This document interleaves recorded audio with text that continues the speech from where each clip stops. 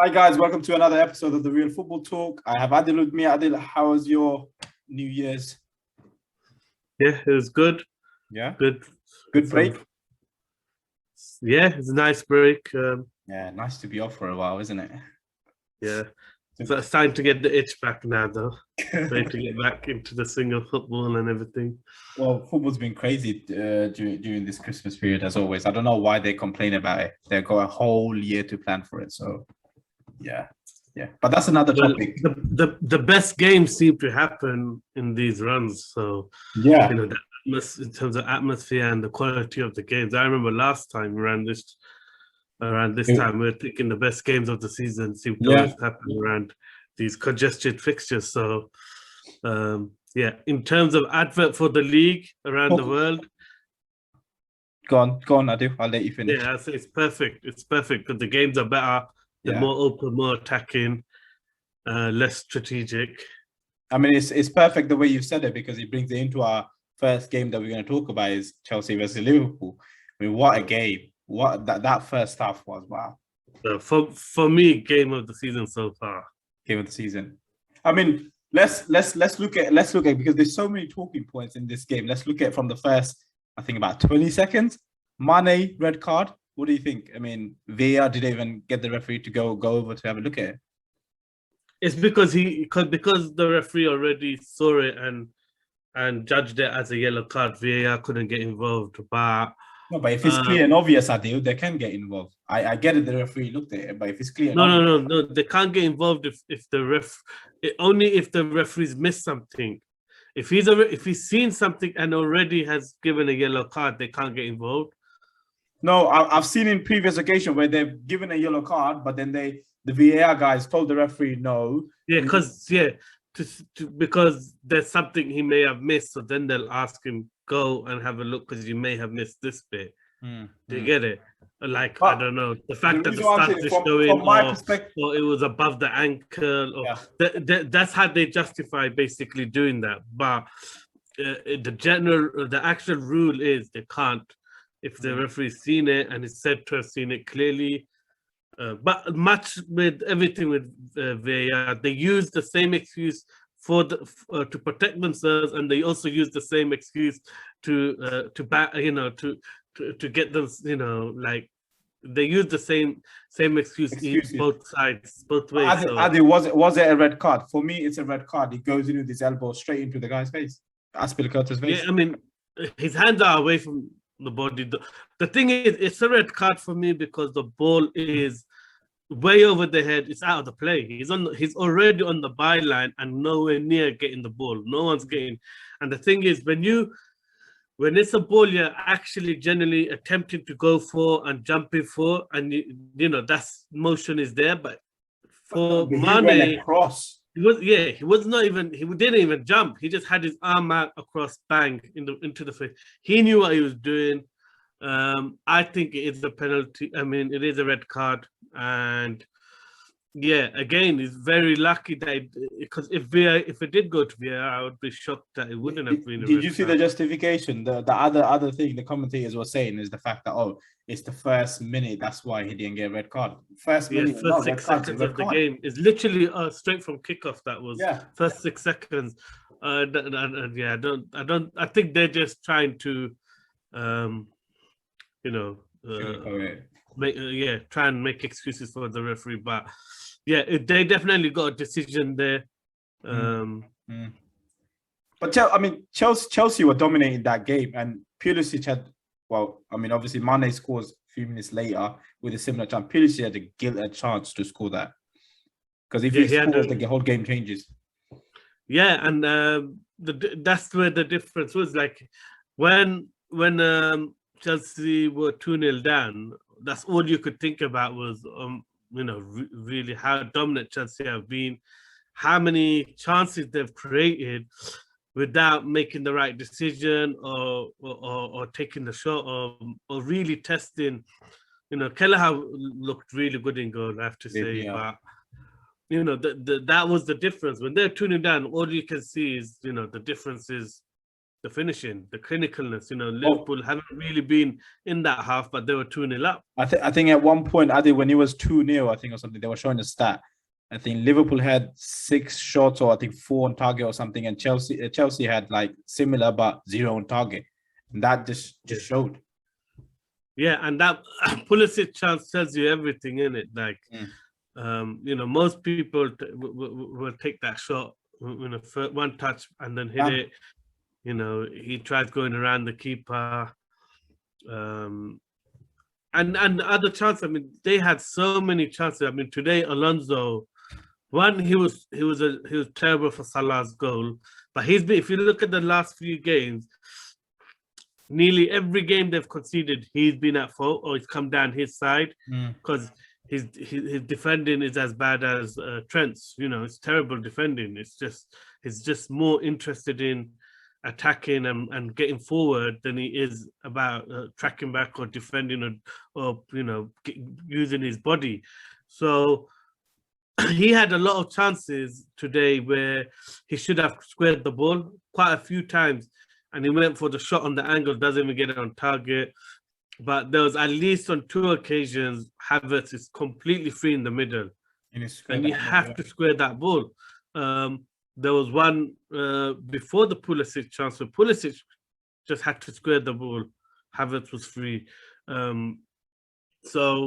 There's a lot of opportunities in that first half that Chelsea just did not make the right decision. And you could see the frustration of Tuchel on the sideline because it's an easy pass. It's an easy goal if you square it.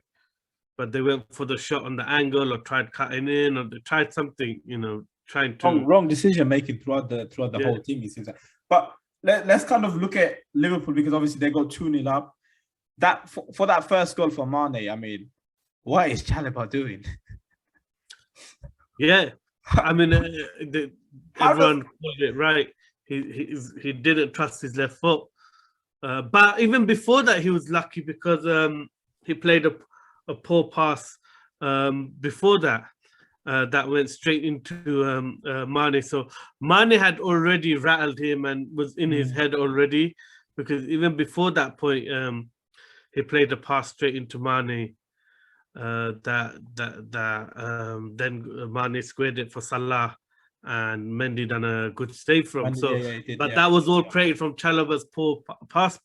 So Chalobah was definitely feeling the pressure of Mane playing, behind him and making him that running behind. So, just didn't trust his left foot. But that shows the huge quality and composure of the difference between Pulisic and you got someone like Mane.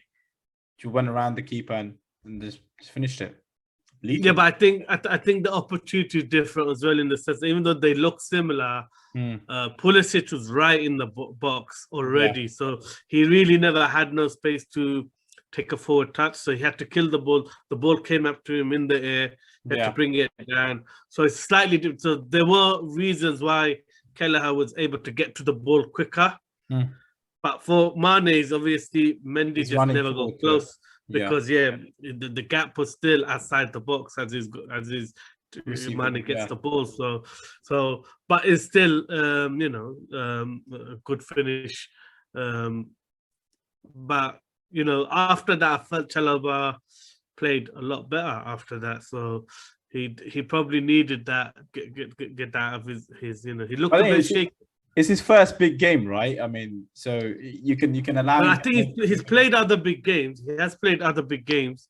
So he has proven himself quite a few times. But obviously, this is the first time it's probably coming up against someone like Mane, who's always cutting into the. So that it's not a wide three; it's a narrow three. So those three are attacking the 3 centre backs. So it's not as if you've got a spare man. Like their system normally, they'll have Thiago Silva free or spare to sweep up.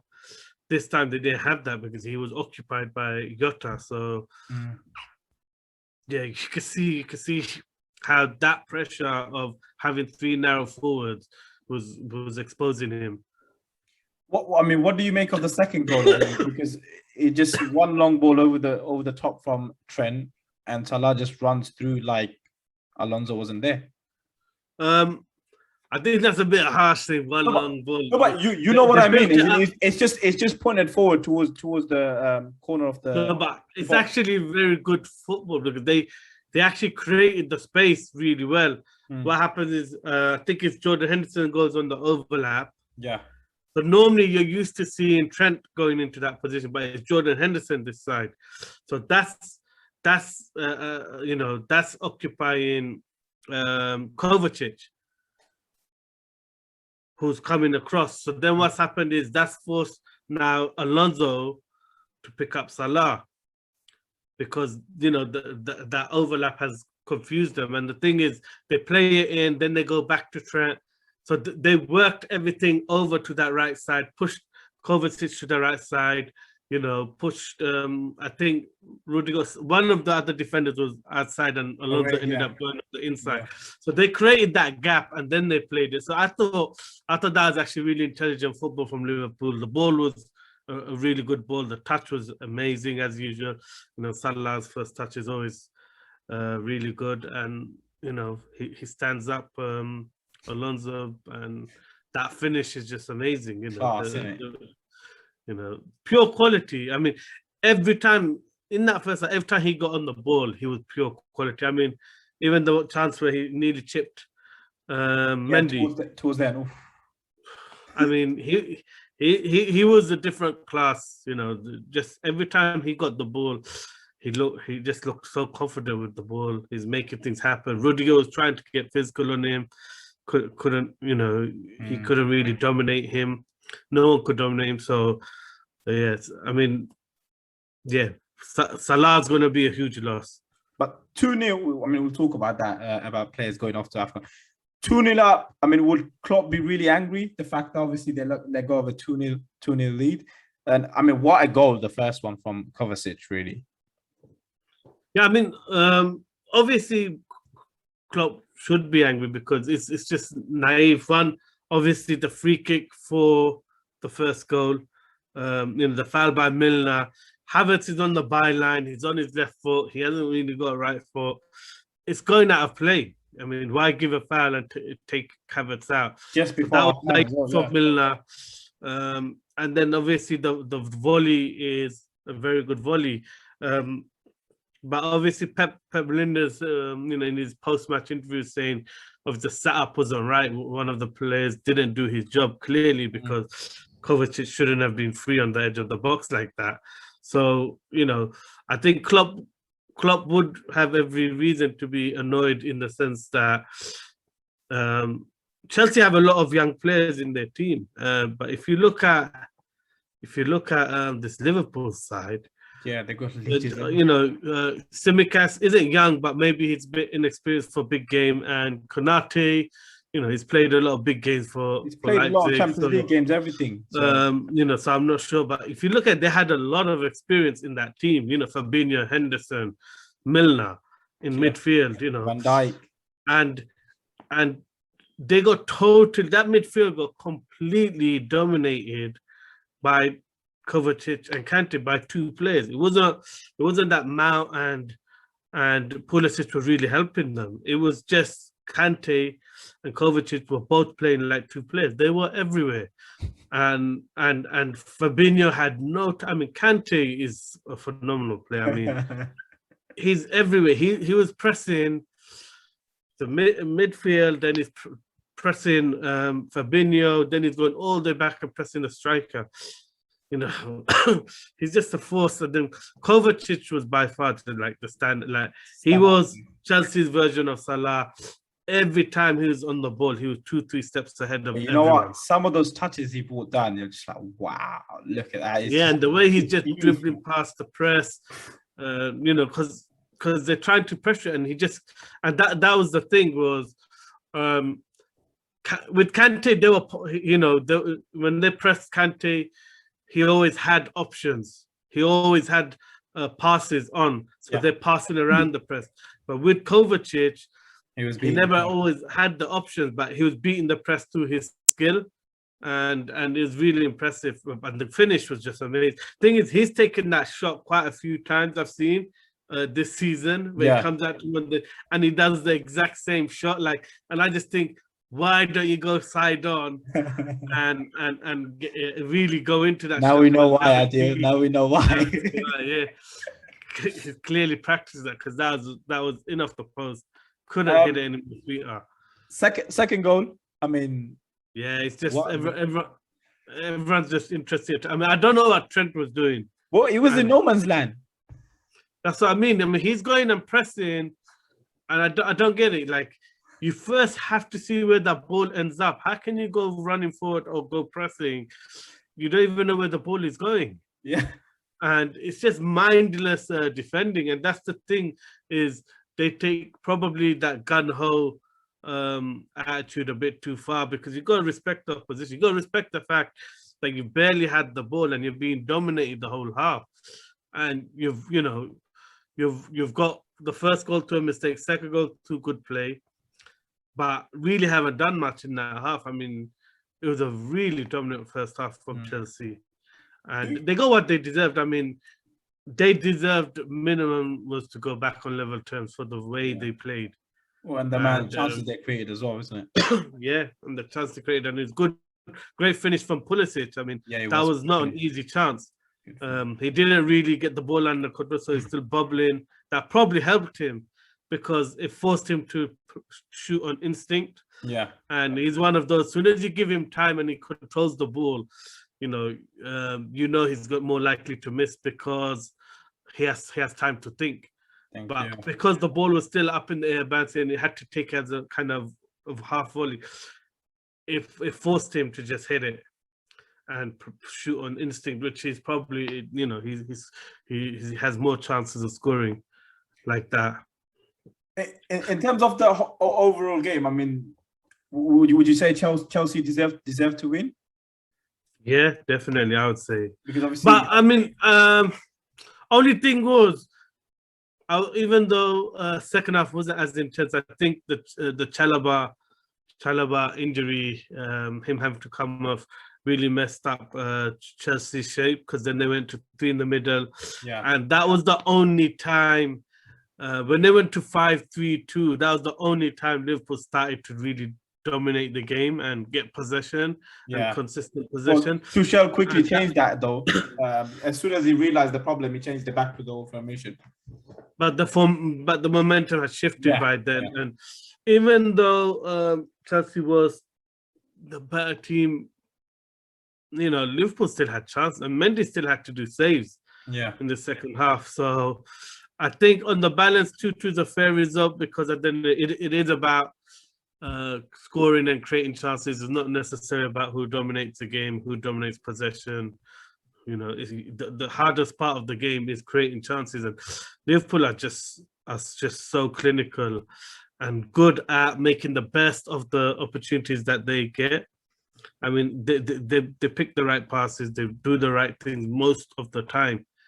So I mean, that's the difference you can see between the two teams in terms of the attacking play. Yeah, and I think Jamie Carragher came out with an amazing stat, which was that 17 Premier League games this season, City and Liverpool have taken the lead in 17 of the games. Wow. City have won all 17 of those. Liverpool have only won 12. Wow. And the gap between the two teams is because of those. One team knows how to close out a win, or once they take the lead, how to keep it. And the other team just keeps going gun-ho and taking risks. It's funny you say that, because this is something you've mentioned before, Adil, where we talked about this Liverpool team and going over the board in terms of attacking and kind of losing that lead. Yeah, they just get too excited. You see it all the time. But is that a lack of leadership? I mean, that's what it seems like. It seems like they don't know how to rein it in. I think it's not that they don't know how to rein it in. It's just, I think too many players, their natural instinct is to play that gun-ho style. And I think that's the problem. And you see when Liverpool do good, and they go on these long runs and they look unbeatable, a lot of the time it's because Henderson is reining himself in. And a lot of the time it's because, but he's going back to that mode of just, mindless, overloading. He plays like a right winger half the time. Yeah. Just to create that space for Trent to play his balls in and crosses in. And, it's just, it's a bit too gun-ho. And I always think they're better when he reins himself in and plays like a bit more of a defensive. When he protects Trent, you mean? Yeah, at the moment, but that's the Klopp's way. Even last year when they were struggling, we saw that he didn't do any adjustments. They just carried on trying to outscore the opposition, even though they didn't have a defense. He didn't really try and adjust anything. So that's just the way they do it. Do you think, since we're on the topic, do you think Trent gets away with a lot of like diabolical defending just simply because of his attacking prowess? I think he gets no away one with targets him. No one says anything about him. Well, the thing is, he's very lucky as well because when you watch the last few games, his defending has been terrible. But a lot of those chances or mistakes he makes doesn't end up leading to goals, even though it should do. It's always chances that goes up to someone who can't finish, or the Alisson or today Kelleher will do a blinding save. So then it doesn't become a talking point. But there's only so much, so many times you're going to get away with. The thing is, it's happening too often. And eventually it's going to happen at the big moments. And those big moments are going to be the moments where the goals happen and it becomes a bigger news. You considering against some of the teams to his mistakes, they might go on still to win and he might not make big news. Yeah. But at the moment, he gets away with a lot of bad, like today, Pulisic. Yeah. It's poor defending from him, keeps everyone on, then he can't clear it. It's poor defending from him ultimately. He's completely, isolated his whole back four by keeping everyone on and then going. But it doesn't get punished, so no one really is going to talk about it. But the Chalobah incident, everyone's going to talk about, everyone's talking because it led to a goal. But they're both as bad, they're both bad defending. Okay, I mean, let's look at, there's two things I want to talk about. Let's firstly talk about, in terms of the African Cup of Nations, Liverpool got the main players away. How much is that going to impact them? The thing is, I'm a bit surprised they haven't been a bit more proactive because there's no doubt that this Liverpool team, when they have their first 11, is a match for anybody. The stars, but it is dependent on personnel. It's not like when Van Dijk got injured or Alisson got injured last year, that system worked. It didn't. They got exposed. It's only when he made, certain players stepped up and they made slight adjustments were they able to get back on a run and get into the top four. So you can tell the way this Liverpool system, it is based on personnel. Now, I don't know. I don't think it works without the pace because the thing is, a lot of the play is set up by Mane's pace as well. Now, Jota is not like he's not fast, so Jota can do the job. I think Firmino would most likely take Jota's place. But it's that right-hand side who does the role of Salah. So many of the important goals, Salah, and so much of what Liverpool do, especially at the start of games, the first goals, Salah is the difference maker. If he's not scoring it, he's creating it. A lot of the times, even when Jota scores, it's Salah who's assisting him. So. And you think about that link he has with Trent. I think there was a stat, he's gone like, I think 10 or 15 games where he's either scored or assisted in every single game. Yeah, I mean, they showed it today. So far in the Premiership, he's either scored or assisted in 25 games. And then, like, the next highest is like on 12 or something. Well, more than I think double. 15 from Vardy a couple of years back. No, we're talking about just this season. Oh, this season, this season, So he's way, he's more than double everyone else. Well, I mean, he's on the top goal scorer, top assist maker as well. So So that's the thing. So I do think it's going to affect him. The thing I'm interested about is is there going to be any adjustments by Klopp, or is he going to That's what I still want to stick see. to that mantra like he did last season of just trying to go for it more and be more attacking and be more, because as you saw even today, Van Dijk really struggled today. He struggled with Havertz. He really struggled. He made quite a few errors today. A lot of the times the ball was played in behind, and if I'm telling, I mean, we'll come to it later, but they were lucky Lukaku got dropped, because Well, with that's the what I mean. space and the high line they were playing, I'm telling you, Lukaku would have had a field day today. And I know some Liverpool fans are saying, "Oh, Van Dijk's always kept, a clean sheet, and Lukaku's never scored in." Like, a team hasn't played as good and created that many chances against Liverpool as much as today. Lukaku would have had a hatful today, I think. Since you brought it up, we must speak about it. Lukaku, I mean, what do you make of the decision, him going out to the Italian media and speaking about his desire to play for Inter again, and he's not happy at Chelsea? I mean, should he have done that? And did Tuchel make the right decision in terms of dropping him? Yeah, I mean, definitely Tuchel made the right decision. Feels like a bit of a disrespect, isn't it? Because like a club, it's complete disrespect. But it wasn't just that he disrespected Chelsea; he disrespected Tuchel by saying he's not happy with the change in the system and blah blah blah. Before you go to the media, speak to your own coach, speak to the own club, speak to the senior sort of things. Like, you don't go talking to the media like that and expect, and that's the thing. Some of these players, because their profile is so big outside of their club, outside of football now, their management company, treat them like they're a club in themselves. You have people like Rashford. They think they could do anything. You got other, you got players now who kind of are following the orders of their sports management company more than their club. They effectively have become an institution in their own self, and they see themselves like that. But you can't have that in a team sport. You cannot have people looking out for their own interests above the interests of the club. So I think it's definitely the right decision. And bar terrible finishing, which he would have made a big difference.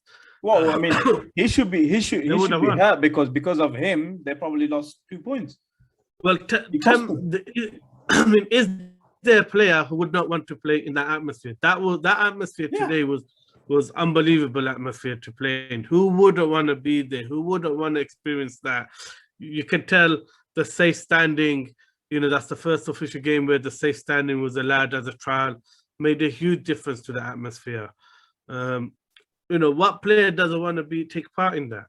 Yeah. A big game against Liverpool. Liverpool, it's bizarre, Chelsea, the timing. Big rivalry. And the worst thing about it is, what was Lukaku saying while he was still at Inter? All summer he was quoting Chelsea, talking about Chelsea being his club, the only team he'd go back to for unfinished business, club in his heart. He's talking all this. When the first week he's in, he's talking all these interviews, unfinished business. Well, what's happened? Well, has it finished after 3 months, 4 months? So the guy, he's ridiculous. What he did is ridiculous. It's not acceptable, and I don't get how a player thinks they can do that and can show their face in the changing room after. Chelsea have players who have served a lot of time at that club. You got Aspilicueta, you got Alonso's been. You got a lot of players that have given a lot there. You got superstars like Thiago Silva. For him to go out and disrespect those players and thinking to go on like even his statements around saying, "Oh, in my opinion, Bayern and Real and Barca are clubs everyone dreams." You don't need to say that stuff. I mean, you're at another club. You're getting paid by another club. As You're much as you getting say that, but people Chelsea coming are to the support Chelsea you are and the watch you. European champion. Yeah, it's just disrespectful. That's I just think it's totally disrespectful. And it's just a sign of a guy who's just getting too big for his boots, really. He Do you think realize. they're gonna get rid of him? Because I mean, Chelsea on those methods, they're very. The thing is, look, Chelsea's a club you don't do They don't that mess with. around. Whether you're a manager or a player, don't do that with. You go back all the way back to Adrian Mutu, you go back to Diego Costa, you look at even John Terry. He's back now. Yeah, but they let him go. They let him leave. They don't care about this club legend. Got to see out every of your final. They let him go to Aston Villa, free transfer. This is a club that you just don't mess with. Even look at Rudiger. He'll go. Yeah. If John Terry couldn't get the numbers and the years of contracts that he wanted, they're not going to give it to Rudiger. Yeah. So Chelsea's just a club you don't mess with. But they are like a Roman. They are like a Russian mafia. Do you reckon there's no way back for him then? No, there is, but he'll have to apologize. He'll have to do his thing. I don't think they want to get rid of him, but he'll have to back down. If he goes on too big, then it's going to turn sour for him. And the thing is, Chelsea don't need the money, so they can bide their time. And I won't be surprised he won't. They probably will make sure he doesn't go to an elite club. They'll make sure he'll go to a second-tier club. They'll probably just sell him in the summer. And go for Haaland. A Newcastle or something like that, The Saudi a lesson. Charge them by 150 million Saudi tax money, Right. The other game this weekend, Arsenal versus Man City. I do. What is that? You're really happy to say big game, isn't it? But I didn't say big game. It was a big game, though. It was a big game for Arsenal. No, it was. I was marveling at the first half of that match until I saw today's match. I thought yesterday's first half was the atmosphere, the game. I mean, what a game that was. Much like today, Arsenal really dominated the game. And there are quite a lot of parallels in the sense that Arsenal really had a lot of chances in that first half. Yeah. A lot of, where I don't think they worked Ramsey enough for the chances they created. Martinelli had quite a few. Obviously, everyone's talking about You mean Edison? Oh, sorry, Edison. Yeah. But even in the first half, the chances Martinelli had. A couple of times he should have squared it. He went for a shot. There was one clear one for Saka. Yeah. His first chance where you have to square that ball. It's an open goal. So yeah, I just feel like Arsenal really should have been 2 up, maybe even 3 up at half time. What was the reason behind? Because I mean, it didn't seem like the Man City that we know of, like the high pressing, the intensity. What caused them to sit back? Or they didn't really sit back, but it didn't seem like they were in that same flow. So what happened was you could clearly see that they know the Pep system very well. So I mean, the reason why Arsenal were very good at being able to overcome the threat of Man City's pressing was because of the two wingers. Ultimately, what they were doing was obviously they're playing the ball, so they're forcing you to press and they're not being afraid. But then they're working the angle. But because you got both, wingers playing with the stronger foot is the on the right hand side, Saka's left footed, on the left hand side, Martin. So what that does is it makes it really difficult for the fullbacks to press in and to step in, is because normally a winger will pick it up side on. Yeah. But they're actually picking it up back towards goal all the time. as if a number 9 because their stronger foot is back foot. So, so what happens is every time the press was coming, you could kind of play a blind pass to the outside because that's on Saka's stronger side. Yeah. And the fullback can't step in, can't step across because they're very good at keeping their standing leg out. So if you try and step in it, they'll get tripped up or they'll take a foul. So so what happens is that makes it so difficult because you're going man for man everywhere, but you've got this cheap pass. And it's you know, it's similar, you know, it works for Liverpool. They got Mane on the right, but now you can see why this is the new thing where everyone's going for this, trying to go for this system where you got wingers who are like inside forward. But the reason is because it's very hard to now commit to a press and step in on them. And if you do too much, you just play it in behind. And that was the thing. They had the mix of playing it in behind or to the outside foot. I was there, and I mean, Lacazette was just bullying Diaz, isn't it? And that's the thing. And then you got Lacazette, who we said a few weeks ago is one of the strongest players you can get. I mean, when he plays that first 9 role, you know, it's really hard to shift him. You know, he's like a tree trunk. When he takes that touch and then sets his stance, I've seen guys wrestling him and still not getting the ball, and he's turned him. You know, fouling him. But he's got that as well in him, where he can turn you with that first touch as well. So it's just so hard. His movement, his touch is really good. It's really hard. So, and then the other thing that City was struggling with was because they've got the fullback pinning the they got the wingers pinning the fullbacks. So when Tomiyasu and Tierney pushed up, and because they were pushing up in line with the midfield, what that did was that was spreading the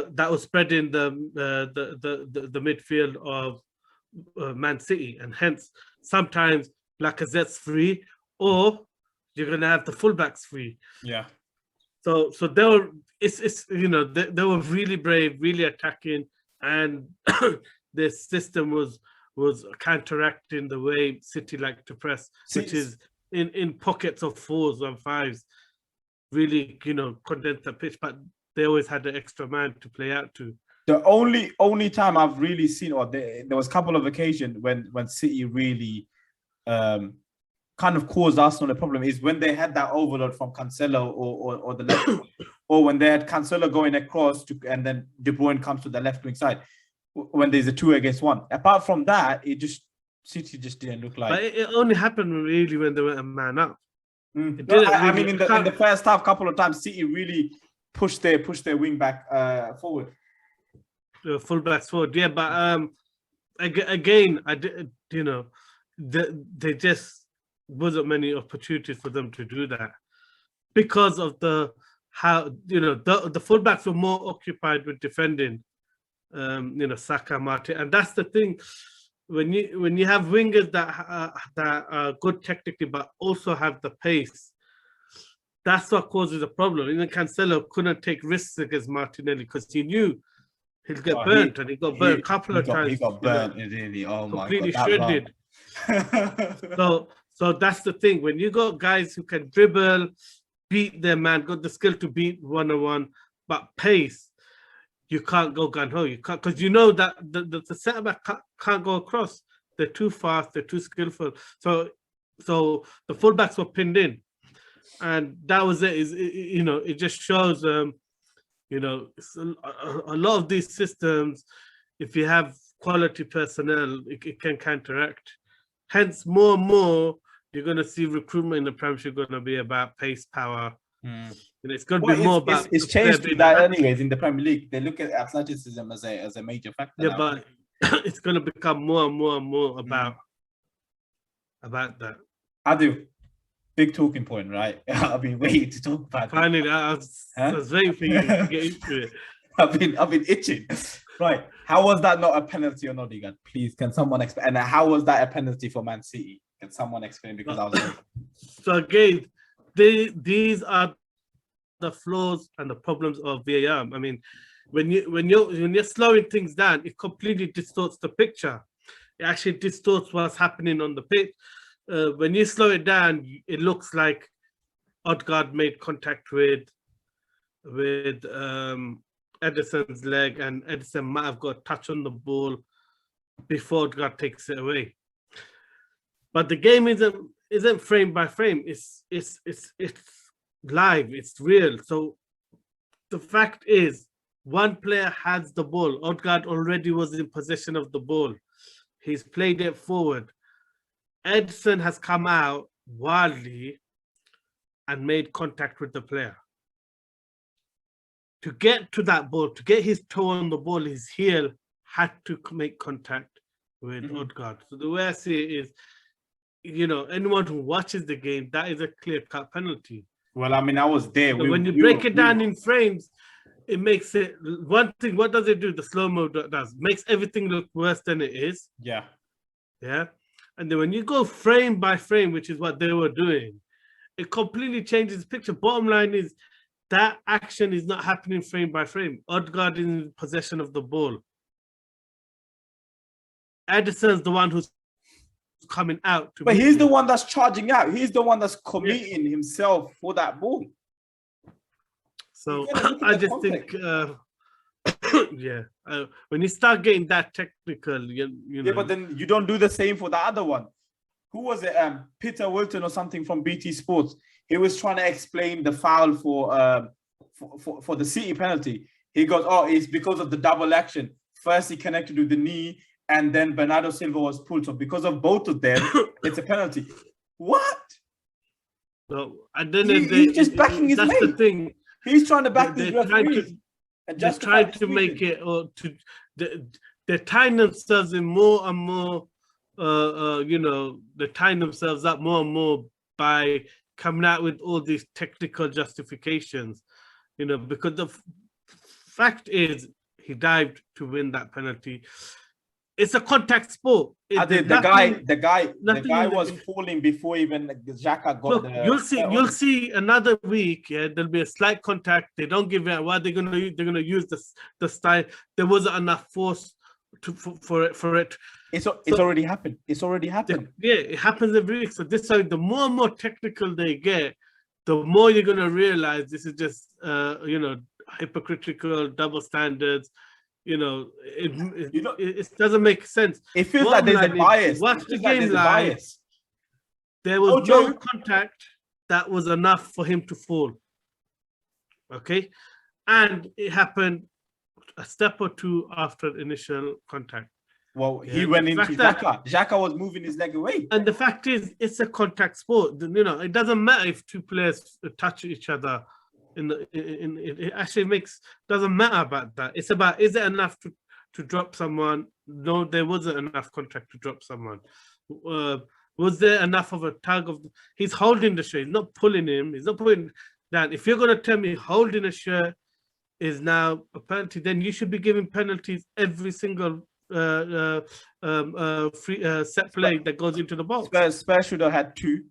If you're talking of that, Spurs should have had two penalties in the same day game. So at the end of the day, it's a problem when everyone can see something and you got the officials justifying something else. At the end of the day, VAR is meant to clear up the game, make the right decisions. And the thing is, how are these being applied? At the end of the day, like you said, the inconsistencies are a real problem. You have to question, are these officials biased or not? Are they? Because for me, it seems like a lot of these decisions goes for certain teams going in favor of City or Spurs. A lot of these decisions go for those teams, but it's getting to the point where it's getting a bit ridiculous now.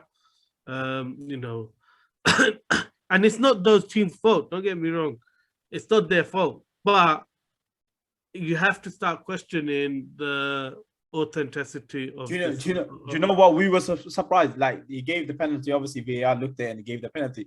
When it first initially happened, we were all just, because you could see the guy died. We were all just like, oh, why is The he not booking thing it? is, the referee was there. He could see it. And the thing that's the other thing is, you know, at halftime, you got De Bruyne, you got Cancelo, you got the whole Man City lot from the center circle all the way down the tunnel, influencing the ref. Yeah, I knew second half the ref was going to give everything to City, the way they were pressuring him. Let me And to say be honest, something. that first half, I didn't see many decisions that were really bad. For it seemed like No, a lot of soft decisions City were getting anyway. So I was a bit surprised they had that many complaints that they had to surround him at halftime anyway, all the way down the pitch. Second half, every decision was going their way. You can see the influence. So do you know the first booking that Gabriel got? Everyone saying, "Oh, it's for the scarf." It wasn't. Apparently, it's because he ran up to the referee. Yeah, but what, are you not allowed to ask a question? How come City players have done it and none of them got booking? Saka and Bonke. Yeah, I mean, if you look for that penalty decision, every single one of those players stormed up to the referee. Yeah. I think he didn't give the referee. Then the ball goes out for a throw. And that's the thing. Probably if it didn't go out for a throw, no one would have made a big deal out of it. But the next thing after that is the ball goes out for a throw, and you see every City player surrounding the referee. So where's suddenly he's speaking to the VAR. But where's the fairness in that? Like second half, Saka got booked again for just talking. No, but that one was. There's a limit to how much you can do it. I mean, at the end of the day, make your point. The City player's been doing that all the whole game. So, but when the referee first booking, guess when City's first booking came? 94th minute when Rodri took off his shirt. Yeah, that's neither here nor there. I mean, the fact is, Xhaka actually deserved his yellow card. Not Xhaka. Saka. Saka, okay. The one Xhaka got, he deserved it. I mean, I'm talking about Saka. 5 minutes literally chasing. I'm talking about Saka. Yeah, but the Saka one was harsh because he was getting fouled non-stop. Exactly. And some of them were harder than the one that he gave away, but that's more because obviously they're constantly moaning at the referee, and you know. So where's the booking for them? You got to be consistent. This is the same referee that got dropped couple of years back from the Premier League because of his errors. Yeah, and also the same referee that in a championship game or one of the EFL games gave a goal when the ball went by the side of the post. I mean, is this the standard we have in the Premier League, the best league in the world? This shows the standard of refereeing. Everyone knows the Premiership refs aren't that good. Part of the reason is because of this. They are arrogant. They're not humble. You know, the whole PCMO is arrogant. They're all there to serve their own interest, to make themselves look good. You know, there's no way after all these years. I mean, every year you watch the Premiership, you will see John Moss. The guy's not good enough to be a grassroots referee. I mean, he listens to every call of the player. Doesn't even see the play himself. The amount of errors he makes week in, week out. I mean, I always feel sorry for the two teams that draw John Moss as their referee. And guess what? Even when it's a game that looks like it's got nothing on it, it suddenly becomes a controversial game. Why? Because it's got John Moss. Like, how on earth they got all these stats and figures? The amount of errors he makes is still there every year. Why? Because it's a mate's culture, isn't it? But you could, like, we had the Euros. Look how good the Euros went. No issues whatsoever. Common sense. Premier League, dilemmas every week. Yeah, but that's the thing, isn't it? The referee's body, who are they accountable to? Nobody. They're not accountable to anyone. So I'd always said, you know what? They should allow us to hear what these referees are saying. Like the but that's the thing we're saying. Like rugby's do. There needs to be more transparency. You know, it's not right that the VAR official is saying clear cut, he pulled him down. That's not right. We only got that information. But you can see that, you know, when he goes close and when the camera zooms into the referee, you can see that's what he said. Did he pull him down? It's like, yeah. You can see that communication. You just can't do that. I mean, what are they watching? You're going that slow, and then you still think you pulled him down. Oh, I'm livid. Oh man, I was so angry. But that's part of the reason why you continue. You got an extra player sent off, and you ended up conceding a 94th minute. It's because the players are just way too naive and way too emotional. Mm-hmm. And but you know, decisions don't go your way. That happens in football. You can't react. I mean, they literally will. You know, Gary Neville was talking about Fernandes and Cristiano Ronaldo whinging and being a whinging team. I mean, Arsenal are the biggest whingers you can ever get. I mean, get on with it. You're still 1-1. You're still in the game. You're still dominating. You're still the better team. But they got so incensed, and you know, it's amateurish. We see that grassroots level where a team just starts blaming everything on the ref and focuses on the ref and forget. You are a professional footballer. Play the game. Get over it. You know, after Gabriel gets sent off, they're still whinging about it. They're still going on about the referee. You can understand fans. You know, fans are partisan. They're not professionals. They're not, you know, they're watching the game, you know, in a patriotic way, and you know, they're gonna support their team. But you're, as players, you're a professional player, you still got a job to do. You're not a fan on the pitch.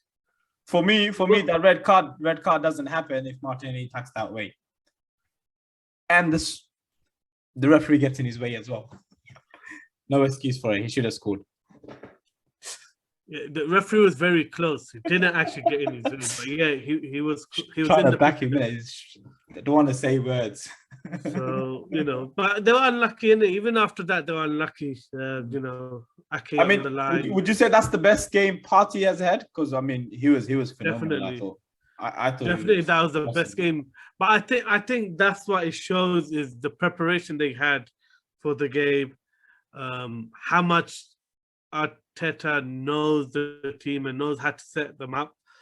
You could see every single player. That's the first time I felt every single player in the Arsenal team knew what they're doing before the ball came to them. They were just confident. They just nothing fazed them. Even when the press was coming, they just weren't worried by it. It's like they were so well drilled on what to expect that they just knew how to get out of it. They knew how, they were so calm on it. And Partey showed that the most. I mean, I was really impressed by Ben White and Tomiyasu. I thought Tomiyasu was Tomiyasu bullied Sterling. Oh my God. But Sterling did not want it. He did not want it. I mean, yeah. Let's not say nothing about Sterling. we know your relationship with Sterling. He's a player who gets the stats. But in terms of City, are they kind of running away with it now? I mean, 10 points ahead of Chelsea. I know this is the game in hand, and they'll be on 45 points, which will be what, 8 points away. Yeah, but the thing is, this is what I'm saying. We're kind of being cheated of a good, potentially knowing, because if you think about it, so these decisions are huge turnaround decisions. You know, against Wolves, that game is looking like a 0-0. Yep. Late in the game, a decision that is ridiculous under any view. Yep. Then yesterday, you know, they didn't look like they were creating chances. It's not like Ramsey was having to make any saves. Ramsey's gone to Juve. Ramsey. So it wasn't like City were dominating the game. That penalty changed the whole game, the picture of the game. So I just think, it's hard to say, really. A lot of decisions and important decisions are going City's way, even with Spurs. I mean, a lot of key and important decisions are going Spurs' way that other clubs challenging aren't getting. And it does make a difference. That's 5 points. If they lose against Arsenal, draw against Wolves, that's 5 points different. Yeah, Suddenly you're saying 48 points is right in the mix. So I just think, I do think VAR is affecting the Premiership this year, the title running. I mean, even the top. It doesn't top take goals nothing as well. away from City. They are still the most consistent. Oh, they are, yeah. They are still the most complete team. But are they that many points ahead? I actually don't think so. I think. Look, when VAR wasn't getting so involved and getting so many things wrong, it was a 3-horse title race. And now COVID and VAR kind of taken over, it's become a 1-horse race. So I do think still those 3 teams are quite close together, but City's got, championship mentality, and they're getting a lot going their way. You brought up Spurs. I mean, straight away, the thing I'm gonna bring up. How are they still not showing that penalty? That's one. And how was that not given a penalty? Are you talking about the Pedro one, Lloris? Yeah, Pedro and Norris. Please, like, what is going on? Like, it's like they're out to get. I was actually surprised that no one spoke about it on Match of the Day. That is very similar to the Odegaard. One's gone in with the leg, one's gone in with the hand. That it's really hard to see who got to it first and all. But on this one, I think it does show Pedro got to it first. How that doesn't go up to VAR, I don't know. I mean, that's a clear-cut penalty, but that's a bad decision. And that was at a time when it was 0-0. That helps Spurs massively in terms of. Yeah, and that's what I was saying. I mean, the VAR has been kind to Spurs and City, and it could cost Watford for them to go down potentially, because that's 3 points they lost. I think that's pushing. I mean, Watford. No, you know what I mean. That 3 points towards the end of the season might mean massive for them. Yeah, but every point is massive for every club. I mean, even you can't say it wasn't massive for Wolves when they didn't get the decision. It was every decision and every point loss is massive for everyone. But at the end of the day, it is what it is. I mean, they still conceded a poor goal. I think it's a clear penalty. Should have been given. I'm surprised as much as you are that it didn't get reviewed. It's because it's a Spurs one. They didn't get. You see that type of win when it looks like you're going to drop points, and then you find a way. That does so much for your self-belief as a team. I mean, that result is probably going to be more important to the development of Spurs and the winning mentality and the belief within that squad than any other win. Well, I mean, if they win, it looked. Because at times, I mean, Watford was defending with 7 at the back near the end. Yeah. They had so many players deep and defending deep that is like, there's no way through, but they got the goal. Yeah. Another team they're in top 5 now. West Ham 3-2. I mean, good fight back from Crystal Palace with loads of chances as well. Yeah, and it's kind of went against the way. I mean, what Crystal Palace did was what West Ham have been doing the last few weeks, which is they kind of need to go goal down before they wake up and they start playing. And West Ham have been doing that the last few weeks. Sometimes they've come back and won, sometimes they've dropped points, sometimes they've not come back. But they only seem to step up once they concede. And it was roles reversal yesterday where, West Ham actually just played well, got the goal, got the confidence from that. Oof. Yeah, and, I mean, they've been playing good football, West Ham. Even when they're dropping points, they've been actually playing good football. The problem is they've been conceding. And, I remember last year when I was saying we were talking about Team of the Year, and I said, if he didn't get injured, I'd have put Ogbonna in. Because when I watched the matches, Ogbonna was playing at a real high level. I was still shocked that Mancini never took him to the Euros. I was really shocked because I felt he was playing that good. And since he's gone, they've really struggled. Him and Zuma, started the season off so well, and now they're conceding goals for fun because the Diop and them just aren't as good. So West Ham are showing lots of character. They're playing good football as well. But I think they're one of those teams that might get affected by African nations quite a bit. So it's going to test their squad. But they have the players. They have quite a lot of attacking players that they don't use. Got missing. They got Ben Rama going away. I think it's that Masuaka. I'm not sure. Yeah, I'm not sure who else, but Ben Rama's big enough loss. I mean, what a weekend, isn't it, Adil? Yeah, I mean, it's been a fantastic week. I mean, considering quite a few games got called off through COVID. Yeah, there's been a lot of drama. I've just enjoyed the atmosphere in the last few days. Since the new year, it's like the atmosphere is just pumped up a level. This Christmas period is always like this, though. It just makes you love football even more again. Yeah, just in your face, left, right, center. Yeah, and the thing is, you're seeing the other countries now trying to challenge it. Like, look, La Liga started today. Every game was boring. You just can't compete. You just can't. You got half-empty stadiums. You just can't compete with the. That's one thing I was gonna say. I disagree with every single manager if they say in terms of cancelling this Christmas period. I